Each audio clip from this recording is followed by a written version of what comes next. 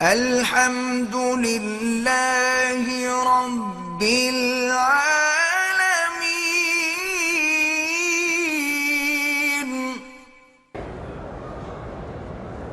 کہتے ہیں جی کہ قرآن پاک میں ہے کہ جب اٹھایا جائے گا تو کہیں گے کہ من بعثنا من مرقدنا ھذا، کس نے ہمیں جگایا؟ مانا ہے کہ عذاب قبر نہیں تھا، یہ کس نے کہا گا؟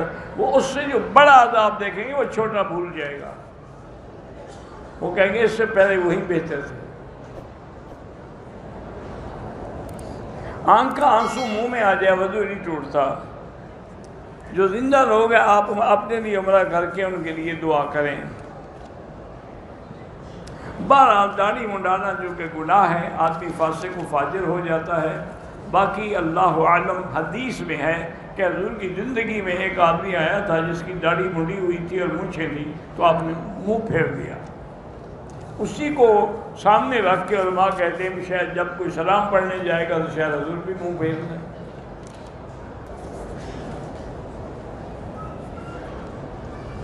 اگر ہم 4 فرض والی نماز میں امام کے ساتھ آخری رکعت میں ملیں تو امام کے سلام کے بعد جب آدمی پورا کرے گا کھڑا ہوگا، اس کے بعد فاتحہ پڑھے گا، سورت پڑھے گا، پھر بیٹھ جائے گا، آخری 2 رکعتوں میں فاتحہ پڑھے گا۔ حافظ قرآن کو مرنے کے بعد مٹی نہیں کھاتی، اللہ عالم، یہ کہیں لکھا ہوا نہیں ہے۔ کوئی کسی کے دل آزاری کرے بس معاف کر دو، اس کو بہتر ہے، کیوں عذاب چاہتے ہو؟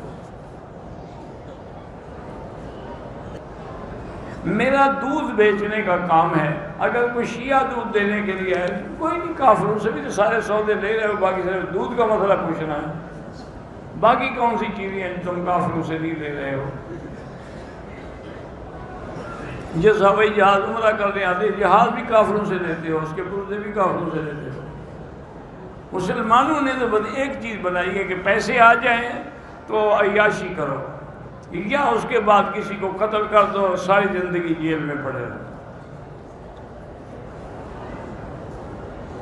عمرہ ادا کرنے کے بعد کتنی دیر بعد، بس جب عمرہ آپ کا ختم ہو جائے بال کاٹ لیں، اچھی طرح پردہ کریں شریف۔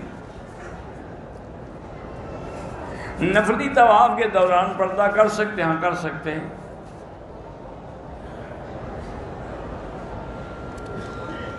کہتے ہیں کہ میت جو ہے اس کا منہ پہلے تو سیدھا تھا پھر کعبے کی طرف ہو گیا، اچھی بات ہے۔